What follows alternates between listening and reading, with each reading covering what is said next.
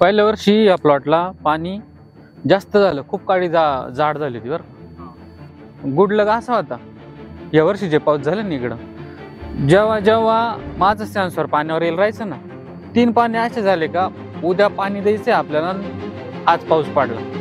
त्याच्यामुळे या वर्षी मला अडचण काहीच जाणवली नाही. नमस्कार, मी संतोष आनंदराव पवार, राहणार पालखेड डॅम. मी मागील 10-15 वर्षापासून द्राक्ष शेती करतो. माझ्याकडं सुधाकर, थॉम्सन, गणेश ह्या व्हरायटी आहे. त्यातून मी 80 ते 90% निर्यात करतो आणि राहिलेला माल मी डोमेस्टिक मार्केटला देतो. प्रत्येक गोष्टीचं अचूक नियोजन महत्त्वाचं आहे. त्याच्यात सुधाकर व्हरायटी मी लागण केल्यानंतर पाणी नियोजनाचं किती महत्त्व आहे हे मला पहिल्या 1-2 वर्षातच लक्षात आलं. तर मग मी त्या दृष्टीनं माझ्या मित्रांनी काही सेन्सर टाकले होते बागांमध्ये पाणी देण्यासाठी, त्याचा अभ्यास केला, त्यांच्याकडून माहिती घेतली. तर माहिती घेत असतानाच जिओ कंपनीचे पण सेन्सर मार्केटमध्ये आले याची मला माहिती भेटली. मग त्या दृष्टीनं मी जिओ कंपनीच्या प्रतिनिधींशी संपर्क केला, त्यांच्या सेन्सरबद्दल माहिती करून घेतली आणि मार्केटमधल्या सगळ्या सेन्सरचा अभ्यास करून आणि त्या माझ्या मित्रांच्या सल्ल्याने मी जिओ कंपनीचा सेन्सर माझ्या सुधाकर व्हरायटीसाठी मी निश्चित केला आणि तो इन्स्टॉल करून घेतला. जिओचं सेन्सर इन्स्टॉल करायला जेव्हा जिओची टीम माझ्याकडे आली तेव्हा मनात खूप शंका होत्या. तर त्यांनी सांगितलं होतं का आपलं TDR सेन्सर आहे आणि इतर जे सेन्सर आधी इन्स्टॉल केलेले दुसऱ्या कंपन्यांचे, ते इन्स्टॉल करताना 2 सेन्सर इन्स्टॉल केले जातात. पण यांनी सांगितलं का आमचा TDR सेन्सर आहे आणि 2 सेन्सरची गरज नाही, वरच्या थरात एकच सेन्सर इन्स्टॉल केला तरी आपलं काम होतंय. तर सगळ्या शंकांचं निरसन त्यांनी करून दिलं आणि माझ्या प्लॉटमध्ये सेन्सर फिट केला. सेन्सर फिटिंग नंतर मनात शंका होत्याच, सेट कधी होईल, आपलं पाणी नियोजन व्यवस्थित होईल का नाही. मग त्या दृष्टीनं लक्ष होतंच. मोबाईलमध्ये ॲप होतं, वॉटर मीटर होतं. मग हळूहळू कंपनीच्या प्रतिनिधींनी सांगितलं होतं का सेट नंतर एक मोठं पाणी द्यायचंय, त्याच्यानंतर मशीन सेट होणार आणि आपल्याला व्यवस्थित अंदाज देणार. तर मग हळूहळू दिवस पुढे जात होते.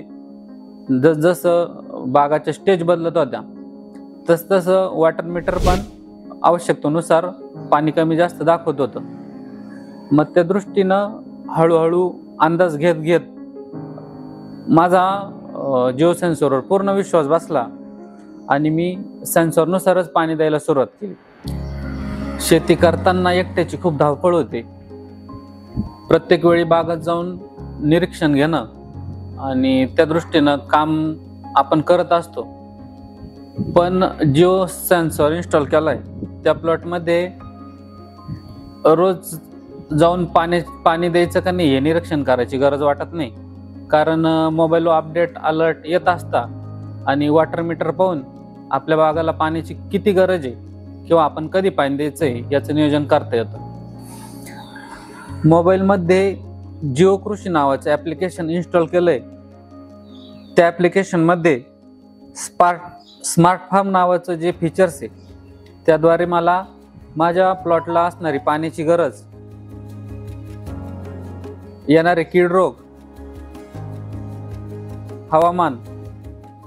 हवामान बदल याची वेळोवेळी मला अलर्ट येतात, त्याबद्दल मला माहिती दिली जाते. आणि दुसरं फीचर्स कृषी एक्सपर्ट म्हणून आहे. त्याद्वारे मला जर काही प्रश्न पडत असतील तर मी त्या कृषी एक्सपर्टद्वारे माझे प्रश्न सांगून त्यांच्याकडून मला माझ्या प्रश्नांची उत्तरं मिळतात.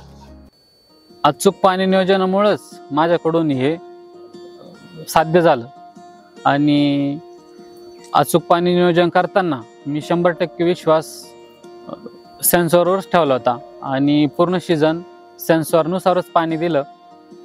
तर माझं पण शेतकरी बांधवांना सांगणं आहे का मार्केटमध्ये विविध प्रकारचे सेन्सर उपलब्ध आहे.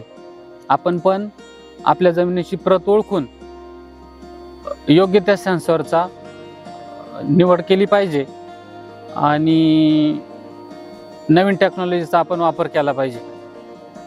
धन्यवाद.